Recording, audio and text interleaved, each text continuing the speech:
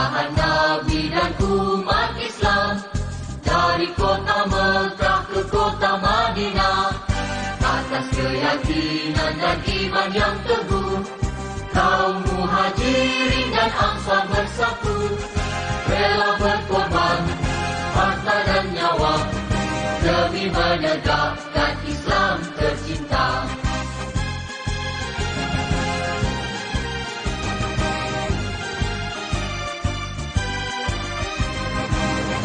Hijrah itu pengorbanan, hijrah itu perjuangan, hijrah itu persaudaraan, hijrah membentuk perpaduan. Alhamdulillah, syukur pada Allah Subhanahu wa Ta'ala atas segala yang selanjutnya bisa di sini.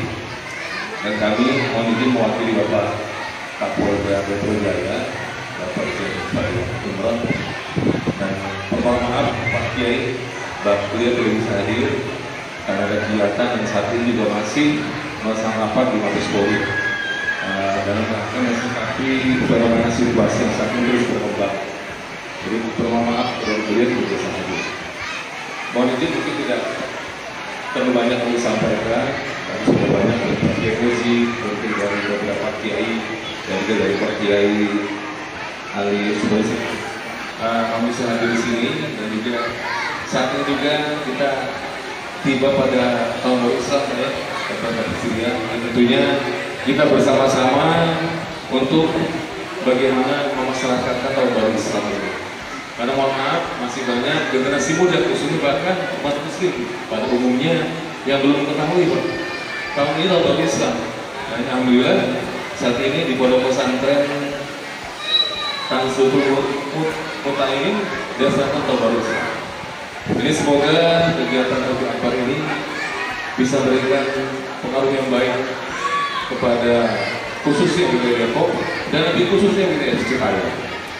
Nah, kami sampaikan tadi dari Pak Kiai Mujib menyampaikan bahwa betul ada beberapa fenomena yang terjadi pada saat ini yang perlu disikapi dan perlu menjadi waspada kita bersama.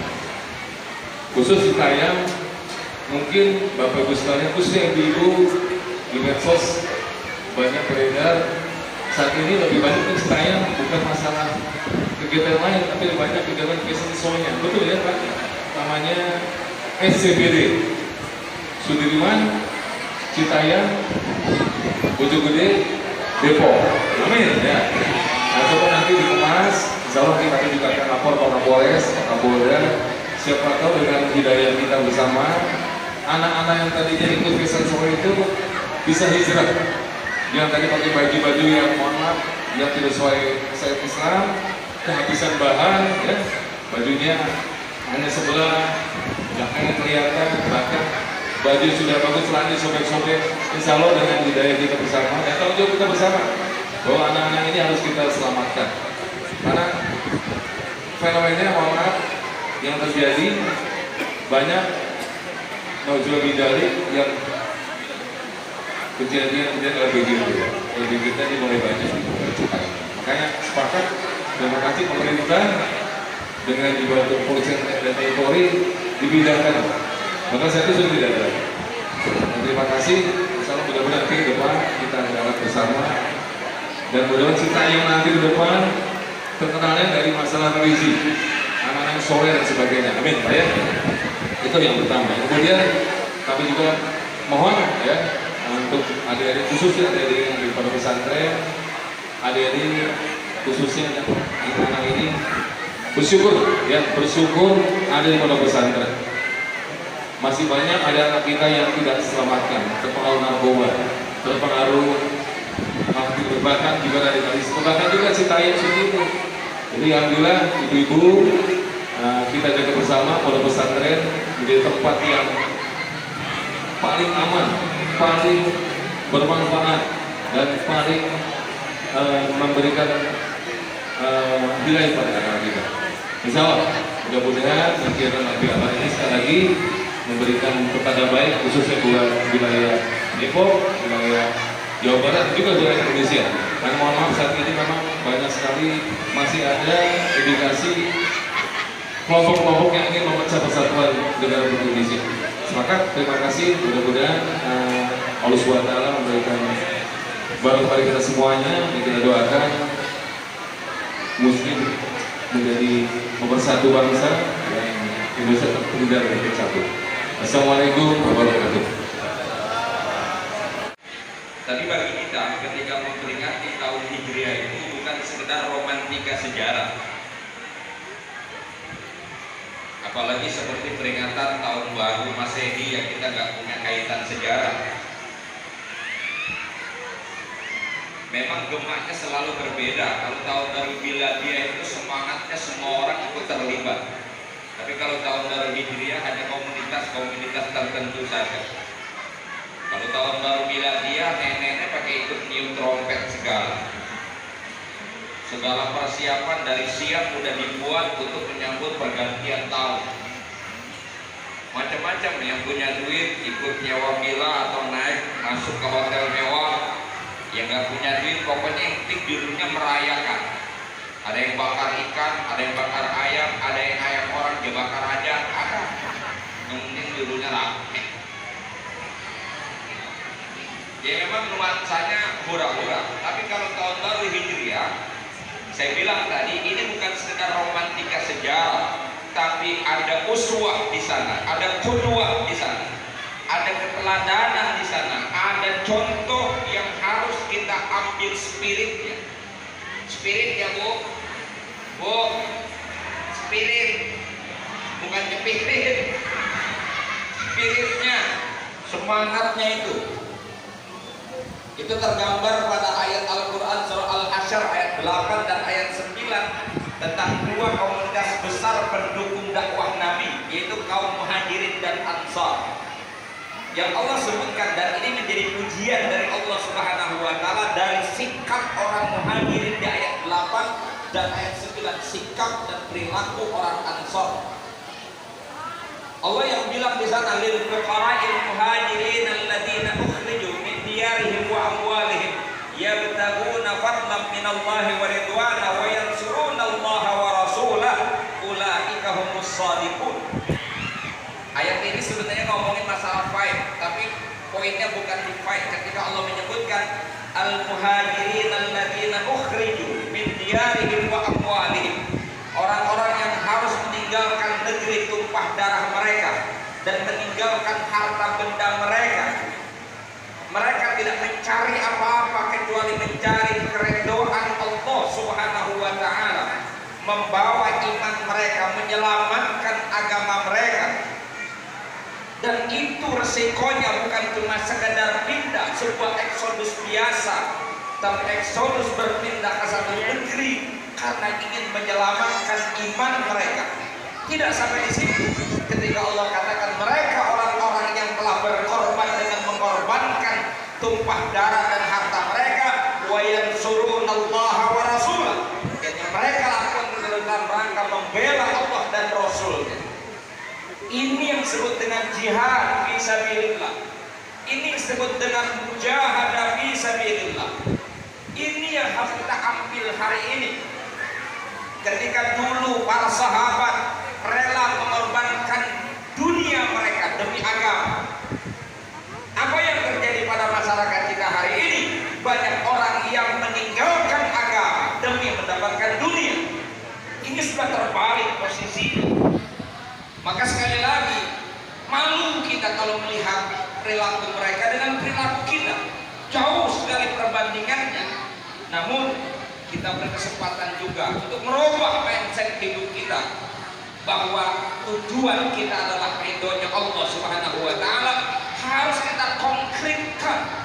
Setidaknya ada kesediaan kita mau berkorban untuk agama, mau berkorban untuk Allah Subhanahu wa Ta'ala. Ya, sahabat Suhaib bin Sinan Ar-Rumi, ketika dia berangkat hijrah, setelah dia kemasi seluruh harta bendanya disimpan di tempat yang aman, dia hanya membawa kuncinya saja, dihadang oleh orang-orang kafir di tengah jalan. Dan pada akhirnya terjadi semacam kesepakatan bahwa Suhaib boleh meninggalkan Mekah, tapi dengan catatan serahkan dulu semua hartanya. Suhail sama sekali tidak keberatan dan dia serahkan seluruh harta bendanya yang selama ini dia cari, dia kumpulkan, sungsang sumpel dungkir balik kaki buat pala buat kaki, siang banting tulang, malam banting bini. Tapi ketika imannya memanggil dia rela lepaskan semua miliknya demi Allah Subhanahu wa taala dan demi cintanya kepada Rasulullah sallallahu alaihi wasallam. Maka sebelum dia sampai ke Madinah, Allah turunkan ayat kepada Nabi kita, wa minan nasi may yashri nafsahu ibtigha'a mardatillah wallahu raufun bil ibad. Ada di antara manusia orang yang menjual dirinya, seluruh kepentingan dirinya kepada Allah Subhanahu wa taala semata-mata mengharapkan ridho Bapak Ibu yang kami muliakan, alhamdulillah siang ini siang yang baik, acara yang baik dengan niat yang baik. Saya bisa hadir di sini bertatap muka dengan masyarakat di sini, para santri, para kiai, para ulama di dalam rangka tabligh akbar keliling. Alhamdulillah saya datang dari Buntet, dari Cirebon itu tadi malam Bapak Ibu, ini demi acara di pondok pesantrennya Kiai Haji Ali Sidro Malisi. Kalau berbicara tentang hijrah Bapak Ibu semua, hijrah itu bukan pindah tetapi meninggalkan. Hijrah itu bukan pindah tapi meninggalkan. Hijrah itu bukan saja meninggalkan dari satu hal ke hal yang lain, dari satu tempat ke tempat yang lain, bukan itu saja. Dari yang belum hitam jadi hitam itu hijrah. Dari yang tidak bisa baca kemudian bisa baca itu hijrah. Dari yang belum nikah kemudian nikah itu juga hijrah. Maka kata Imam Syafi'i, siapa orang yang hijrah dia pasti akan mulia hidupnya. Rasulullah tidak pindah dari Mekah ke Madinah, tetapi meninggalkan Mekah menuju ke Madinah. Apakah Rasulullah tidak berat ketika meninggalkan Mekah? Berat. Ini bukti bahwa Rasulullah juga mencintai tanah airnya, tanah leluhurnya.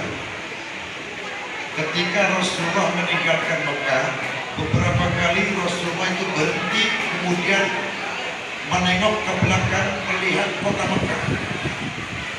Beberapa meter kemudian berhenti lagi, nengok lagi ke belakang, nengok kota Mekah. Dan di antara tengokannya itu beliau mengatakan begini, ya kota Mekah, kalau artinya begini, ya kota Mekah, bukan saya tidak mencintaimu, bukan saja saya ingin meninggalkanmu, tapi masyarakatlah yang menginginkan saya tidak ada di situ. Ini Rasulullah. Sebenarnya Rasulullah cinta kepada kota Mekah. Terbukti bagaimana Rasulullah menangis, nengok lagi ke kota Mekah, kemudian berangkat lagi meneruskan perjalanan beberapa meter, nengok lagi ke Mekah. Karena apa? Leluhurnya di Mekah. Dan itulah di antara pernyataan beliau bahwa wahai kota Mekah, bukan aku tidak mencintaimu, tetapi masyarakatlah, penduduklah yang tidak menginginkan aku berada di sana. Kemudian pindahlah meninggalkan kota Mekah. Bagaimana kata Imam Syafi'i? Al-bukhlu min al-ahjari tadruhu fi ahlihi fahuwa mawilun ala turuqi. Ini kata Imam Syafi'i. Imam Syafi'i mengatakan, apa kalau bahasa Sunda atau bahasa Indonesia kayak sifat mati itu Pak Kiai Mutan? Celak mata. Celak mata itu adalah bagian dari beberapa batu andruhu fi arti yang biasa kita lihat di bawah. Mukarramun, para ulama, para kiai yang hadir hari ini yang sangat saya muliakan, kiai yang tergabung dalam perkumpulan dakwah Kiai Mubalik Nusa, dipimpin oleh Kiai Mujib. Para pejabat yang hadir, wabil khusus polisi-polisi, amin, amin. Kita nikmat karena ngaji dikawal oleh polisi. Perwakilan Polda, mudah-mudahan tambah berkah, amin. Wabil khusus tuan rumah pengasuh pondok pesantren Tansiul Muta'allim, guru saya Al-Mukarram Bapak Kiai Haji Alif Sibro Malisi beserta seluruh pengurus santri dan guru-gurunya. Kiai Ali ini guru saya, ya, istri saya orang Betawi. Jadi saya dipaksa kawin oleh beliau. Saya tadinya nggak mau, begitu tahu, ya Allah, tahu begini dari kecil saya kawin orang Betawi. Jadi jomblangnya mana orang Betawi? Yang saya datang. Saya dikasih waktu hanya 10 menit. Amin. Yang pertama, terima kasih kepada Kiai Ali Sibro Malisi dan keluarga besarnya yang telah menyediakan waktu tabligh keliling, yaitu paguyuban dakwah Kiai Mubalik Nusa. Mudah-mudahan pesantren ini tambah maju, amin. Ibu muslimat ya? Ya, cocok. Pokoknya muslimat kawinnya sama ini aja di sini ya. Kenapa mengadakan acara keliling begini? Misi visi daripada DKM adalah untuk mengembangkan, mempertahankan paham ahli sunnah wal jamaah. Itu tujuannya ya. Yang kedua, merupakan benteng utama keutuhan NKRI. Itu misinya itu ya. Jadi kalau ada orang-orang ormas partai yang ngomong khilafah, betul, yang akan peleng DKM. Setuju? Karena bagi kita NKRI harga. Yang mengharamkan muludan, tahlilan, betul. Isra Mi'raj, ziarah kubur, kami bempernya. Kalau nggak ada muludan dan tahlilan, kami dapat amplop dari mana?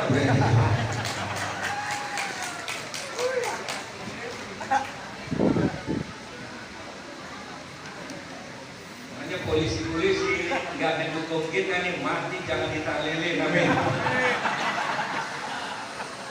Dan polisi tiap hari wajib membaca Fatihah untuk Gus Dur. Tanpa Gus Dur, polisi nggak bakalan begini. Kau Kiai tahu kan ini sektenya Gus Dur. Yang ngoret-ngoret, maksudnya kan polisi gaji saya mesti ngomong.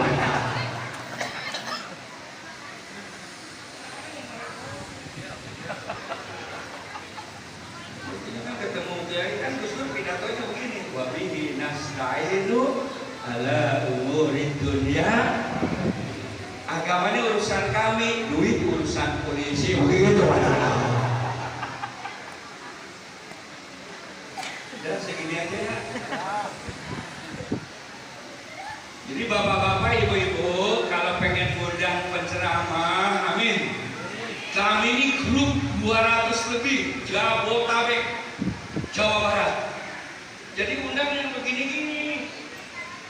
Dengan muludan kiai anti muludan itu bid'ah dolal. Makanya kami sengaja tampilkan 10 menit. Inilah kiai-kiai ahli sunnah wal jamaah bemper mempertahankan NKRI. Dan saya termasuk paling tua.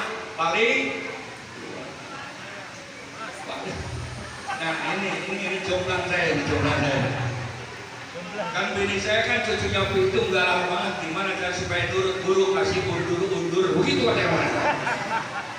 Supaya bini marah mundur. ini saya kasih undur-undur tambah belah brengsek. Ternyata undur-undur 9 saya kasih 11. Gimana Pak Yai? Udah nggak bisa diambil lagi, udah ditelan. Katanya begitu aja. Cukup. Terus nih. Yang kita angkat sekarang lagi rame di medsos, Islamofobia. Betul Pak? Betul? Awas nih. Itu yang mencetuskan adalah anti NU, anti ahli sunnah. Siapa orangnya? Nggak perlu saya kasih tahu karena Bapak Ibu lebih tahu dari saya karena tiap hari dipegang medsos. Katanya pemerintah sekarang anti Islam, setan banget tuh Allah. Presiden sudah berkali-kali.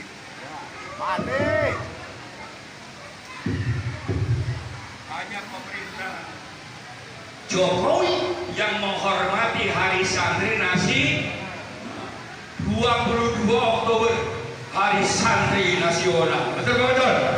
Presiden mana yang mendeklarasikan 22 Oktober Hari Santri Nasional? Tanpa santri nggak ada NKRI. Betul?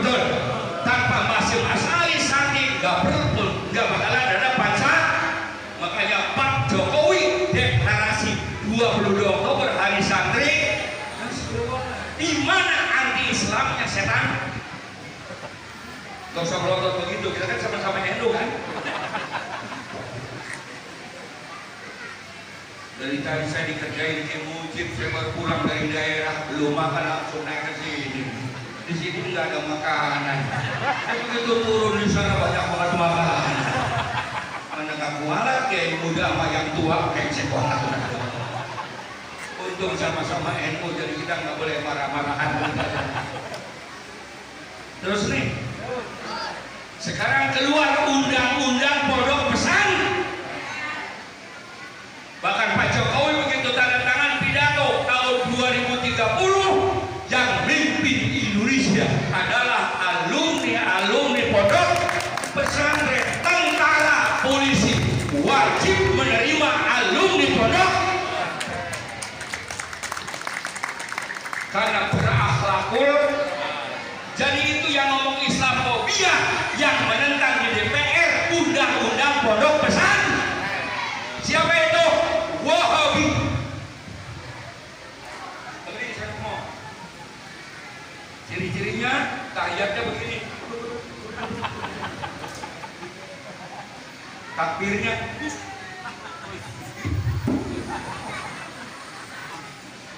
sebenarnya buat tabokin bener-bener. Saya kalau lapar begini, biar tua kalau ngomong NU, NKRI bagi saya adalah anak muda, itulah saya. Kayak ayah saya kan santrinya Mbak Basim Asari. Wasiat kepada saya, toh musuh kamu dua. Yang pertama, yang menghina Nahdlatul tabokin. Kalau pengurusnya, jangan apa-apain. Tetapi NU-nya awas. NU itu lembaga. Hasil istikharah para ulama, para kiai, betul-betul. Jangan kau ganggu NU. Kalau pengurus NU yang brengsek, doain aja biar benar, kan gitu ya. Ya, NU-nya jangan di.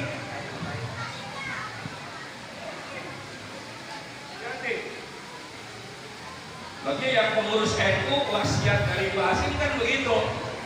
Kalau kamu jadi pengurus NU, jangan punya niat untuk membesarkan NU, untuk gedein NU, jangan, nggak boleh. Orang NU udah gede, amin, amin. Kalau niat jadi pengurus NU, saya mau jadi pengurus NU supaya saya jadi bener, itu yang penting itu. Yang brengsek jadi pengurus NU jadi bener, jangan punya niat gedein NU buat tabuk bener-bener. Dan segini aja ya. Ya,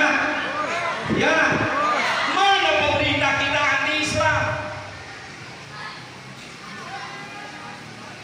Bahkan sekarang pesantren di bawah langsung presiden.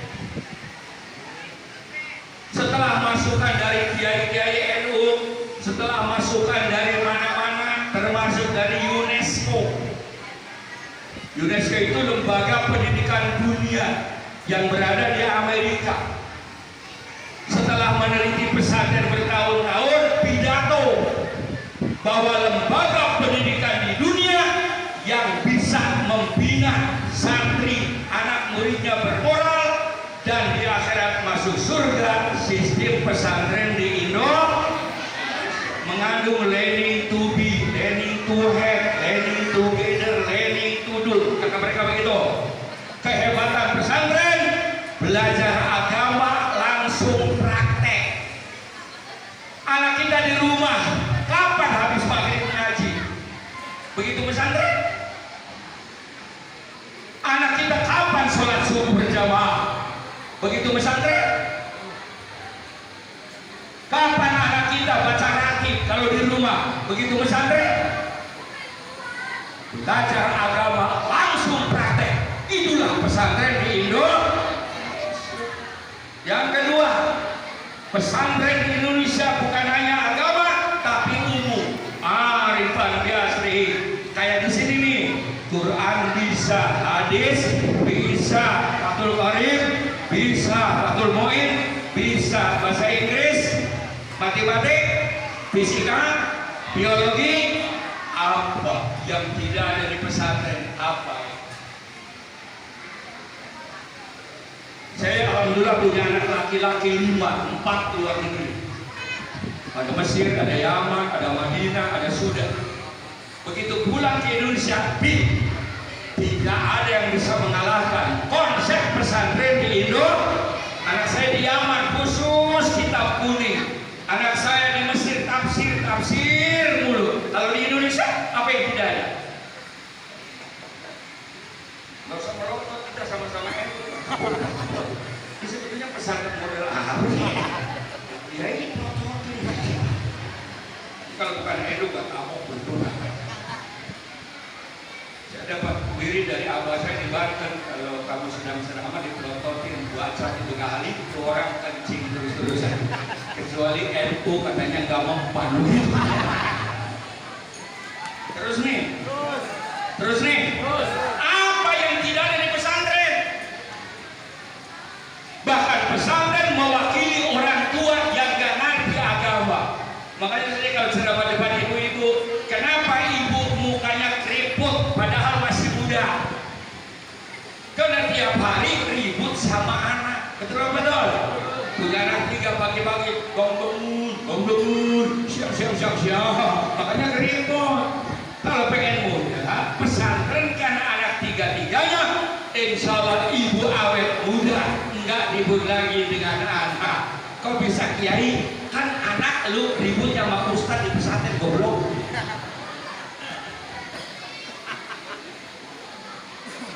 Makanya ustaz yang ribut.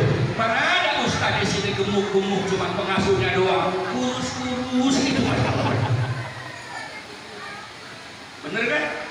Yang ketiga, hebatnya pesantren, kaderisasi pemimpin di masa yang akan datang. Inilah Pak Jokowi terbaik. Dia di pesantren 3 tahun, bangun bel, tidur bel, berak bel, makan 3 tahun dibina oleh bel, pasti ada bekas disiplin. Bayangkan, semua hidup bel, tidak kenal anak kiai, tidak ada kenal jenderal, tidak ada kenal orang kaya, orang miskin, kudu nurut sama bel, titik. Makanya waktu Komnas HAM ngomong guru nempeleng murid kena pidana, saya samper. Kecuali pesantren. Kenapa kiai? Saya jadi kiai sekarang ini goblok gara-gara dikebukin kiai, goblok. Ini kalau nggak dikebukin kiai mana jadi kiai?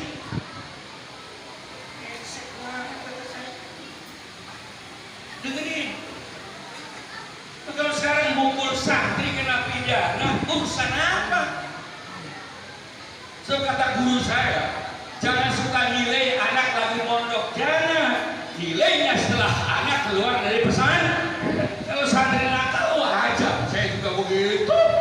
Kata guru saya, jangan suka mencuri punya orang. Kalau punya kiai halal, gitu. Makanya ayam kiai saya colong, begitu. Mau saya colong orang kiai yang nyuruh.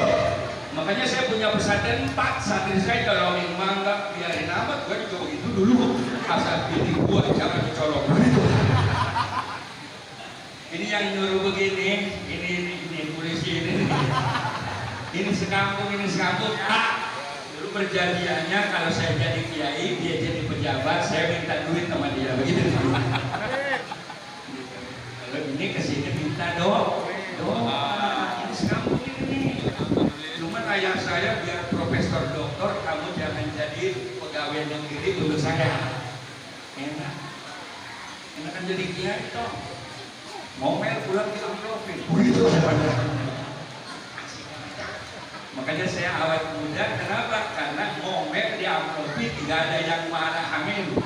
Makanya santri jadi kiai aja ya.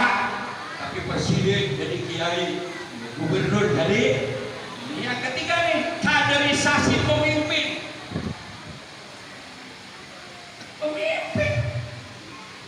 Makanya Rasulullah berikan nasihat, adabani Rabbi wa ahsana ta'lim. Saya sukses seperti ini, yang mendidik langsung aku. La ilaha illallah. Bagaimana Allah mendidik Nabi, calon pemimpin besar? Lahir udah nggak punya ayah, bayangkan. 6 tahun ibu meninggal. Manusia paling mulia 6 tahun Nabi kita sudah tidak punya ayah, tidak punya ibu. 6 tahun. Yatim piatu. 6 tahun diasuh oleh kakeknya 2 tahun, baru merasa nikmat. Sebab kakek nenek gak berani nempelin cucu. Betul? Nah kalau mulai nempelin cucu, bapaknya ngamuk sama mertuaan begitu ya. Makanya kalau ada muludan, ada tahlilan, ada apa saja, undanglah kiai-kiai ya. Jangan mikirin amplop kalau undang kiai grup saya, jangan ya. Ntar aja pulangnya amplopin begitu ya. Kiainya sih ikhlas, gak diamplopin, tapi kan gini. Saya pernah ngerasain begitu, bagaimana amplopnya ikhlas. Emang anak lu kenyang. Daripada saya ribut sama bini, mereka gua ribut sama panitia begitu kan. Nah kita ikhlas tapi bini. Guru datang. Saya nyerah karena yang kawinin saya tuh. Sampai sekarang lagi mas kawinnya katanya belum dikasih buat nggak usah, untuk di sini gak ada. Untuk yang nampung kami tidak diperlu kasih amplop. Ini kalau acara muludan gitu ya, undang baru amplop. Kalau sekarang mah enggak. Takut banget. Jadi kami sudah sepakat tiap bulan keliling Jawa Barat, DKI, Banten, kami hadir hanya untuk infak ilmu, tidak minta amplop. Awas nih, kita sepakat ya. Sebulan sekali. Jadi kalau mau undang kami 200 orang tidak perlu. Yang penting ada son, yang penting ada umat, yang penting ada konsumsi. Kalau minta amplop pun sumbangan bukan untuk kami, tapi untuk pondok pesantren. Itulah keputusan kami. Sekali lagi ya, kami hadir tidak boleh ngasih amplop. Karena kita sudah sebulan sekali. Untuk apa? Mempertahankan NKRI, mengembangkan paham Ahlussunnah wal Jamaah. Sebulan sekali, kapan saja. Tidak perlu ngamplopin, termasuk pembinanya, karena duitnya udah banyak duitnya. Amin. Jangan pakai sedih ya. Kecuali muludan gitu ya, tahlilan gitu ya, Isra Mi'raj itu malah karena ada anggaran untuk berceramah itu akal. Itulah, tolong ya, kami ini grup ahli sunnah, grup pembela NKRI. Siapa saja merubah NKRI, kami siap dengan berbagai macam cara. Ada pengasuh pesantren, ada yang di mana-mana, bukan pengangguran, semua punya aktivitas. Tapi tetap kita bersatu mempertahankan NKRI harga mati. Sekali lagi pengumuman kami, kalau mengendaki kami datang 100 orang, 200 orang sebulan sekali, jangan mikirin transport ya. Kami sudah sepakat untuk infak wakaf sebulan sekali ya. Yang penting ada sound, ada orang, ada untuk makan itu doang udah ya. Ya, silakan pilih maunya siapa, muludan Isromiron, kiai yang tadi tampil undang. Itu mah pribadi wajib diamplopin gitu ya. Kiainya ikhlas tapi bininya sebab bini saya juga begitu, pulang dari daerah 5 hari pusing gitu ya, kasih amplop paling gede, saya tidur bangun nggak ada. Di mana gue di mall ternyata sembuhnya penyakit bini kita amplop. Terima kasih, mohon maaf. Assalamualaikum warahmatullahi wabarakatuh. Waalaikumsalam.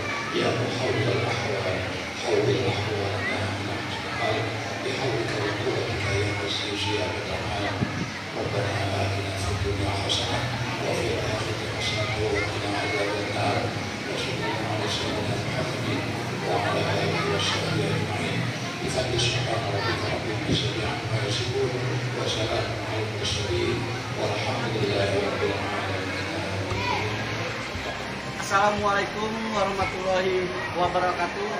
Perkenalkan, saya Ruslan. Saya adalah Ketua Resbumi Lembaga Seniman Budayawan Muslim Nahdlatul Ulama di Kabupaten Bogor. Pada saat ini saya ingin mengucapkan selamat Tahun Baru Islam yang ke 1444 Hijriah.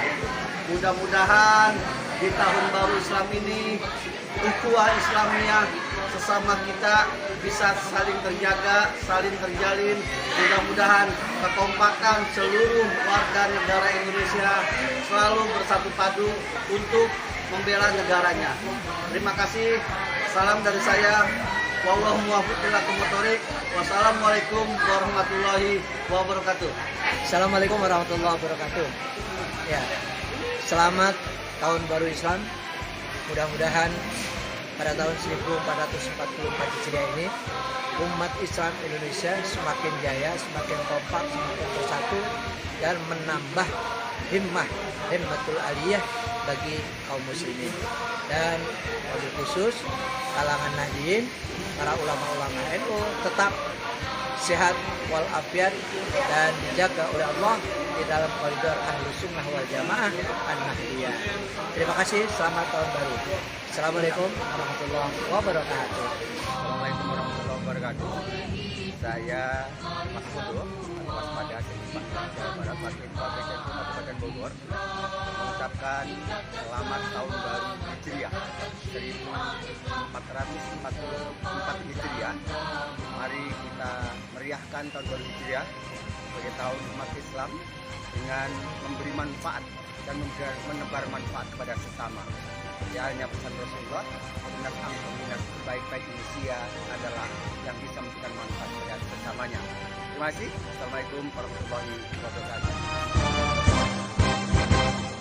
1 Muharram detik permulaan, perkiraan tahun Islam Hijrah, perpindahan Nabi dan umat Islam dari kota Mekah ke kota Madinah.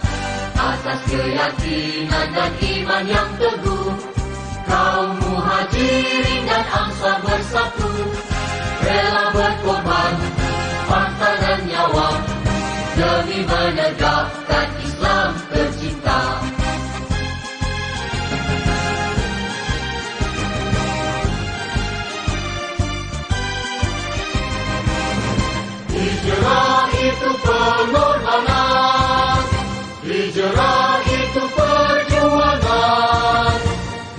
Hijrah itu persaudaraan, hijrah membentuk perpaduan, hijrah itu pengorbanan, hijrah itu perjuangan, hijrah itu persaudaraan, hijrah membentuk perpaduan.